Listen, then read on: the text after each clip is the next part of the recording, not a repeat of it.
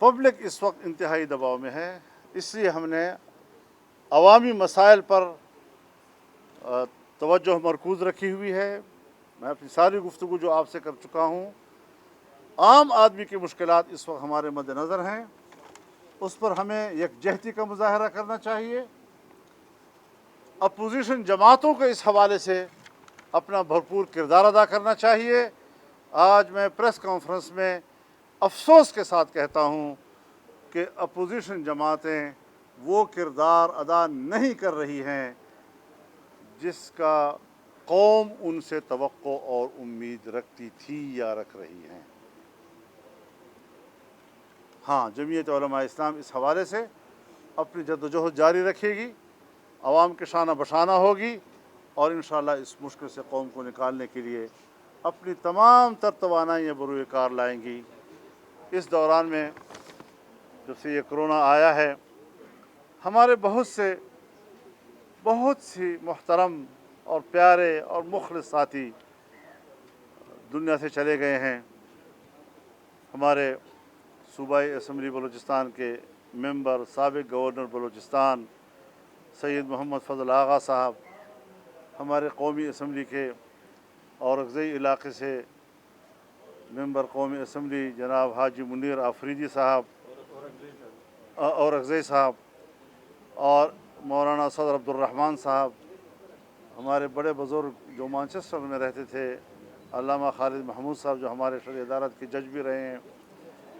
इसी तरह लाहौर में हमारे सूफ़ी मोहम्मद सग़ीर साहब, चौधरी इम्तियाज़ कमर साहब, राशिद इकबाल साहब, दारुल उलूम देवबंद के शेखुल हदीस मौलाना सईद पालनपुरी साहब, मस्तूम के मौलाना अब्दुल अज़ीज़ साहब, और इस तरह बहुत से हमारे साथी इन दिनों में वफ़ात पा चुके हैं। सब के लिए हमारी दुआ है कि अल्लाह ताला उनकी मग़फ़िरत फ़रमाए, उनके अहल व अयाल को अल्लाह सब्र जमील अता फ़रमाए और जन्नत में उनको अल्लाह ताला आला मकाम अता फ़रमाए। व आखिर दावाना अनिल हम्दुलिल्लाहि रब्बिल आलमीन। ये फरमाएं कि अपोजिशन जमातों के साथ कोई राब्ते शाब्ते बढ़ाने का कोई फैसला किया है, इस पर कोई गौर कर रहे हैं कि नून लीग पीपल्स पार्टी की क़यादत से रब्ता करे दोबारा से, और 18वीं तरमीम और NFC वार्ड की बात की जाती है। जी, इसमें कोई शक नहीं है कि राब्तों की भी ज़रूरत है, बाहमी मुशावरत की भी ज़रूरत है। मेरे शहबाज शरीफ साहब से भी रब्ता हुआ है और मैं चाहता हूँ कि लीडर ऑफ द अपोजिशन की हैसियत से उनको मैं ये ज़रूर अर्ज़ करूँ कि वो तमाम अपोजिशन पार्टियों को राब्ते में लाकर एक मुश्तरका हिकमत अमली की तरफ जाएँ। मौलाना साहब ये फरमाएं कि ये दिलचस्प इत्तेफाक नहीं है, आप भी कह रहे हैं, ताजरों की भी आपने हमायत की, इदारे ताजर तो कह रहे हैं ना कि कोई बंद नहीं होनी चाहिए, हर चीज़ खुली होनी चाहिए। तालीमी इदारों को भी खोलने की आप बात कर रहे हैं, मदारस के भी खोलने की आप बात कर रहे हैं।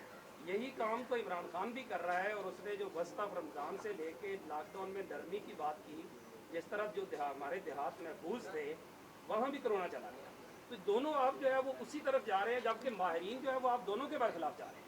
देखिए, मैं गुजारिश करूँ आपसे, जो वज़ीर-ए-आज़म के मनसब पर बैठता है उसकी बात आपकी या सोलंगी साहब वाली बात नहीं हुआ करती। वो रियासत को रिप्रेजेंट कर रहा होता है। हम इस अफरा तफरी को किस लफ्ज़ से ताबीर करें कि हुकूमत का मौक़िफ़ कुछ और, स्टेट का मौक़िफ़, फ़ौज का मौक़िफ़, ISPR का मौक़िफ़ बिल्कुल उसके बरक्स कुछ और बाकायदा ऐलान किया जाता है उसका। ये भी नहीं कि किसी मशवरे का मोहताज। विफाक का मौक़िफ़ कुछ और, सूबे सिंध की हुकूमत का मौक़िफ़ कुछ और, सिंध सूबे का मौक़िफ़ कुछ और, बाकी 3 सूबों का मौक़िफ़ कुछ और। उन 3 सूबों के अंदर भी मुवाफ़क़त 100% नहीं है।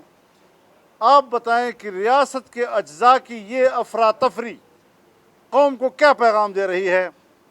हम सिर्फ लोगों की हमदर्दियाँ हासिल करने के लिए बयान दें और फिर उसके बाद जो नुकसानात उसके हों उस पर हमें कोई परवाह नहीं। ये सारी वो चीज़ें जो हमने बयान की हैं, इस पर एक जामे हिकमत अमली की ज़रूरत है ताकि इस वबा से भी लोग बच सकें और लोगों की जो मुश्किलात हैं उन मुश्किलात को भी दूर किया जा सके। जो लोग ऐसे हालात में عام آدمی کی مشکل کو دور کرنے کا راستہ نہیں نکال سکتے، یہی تو نااہلی کی علامت ہوتی ہے۔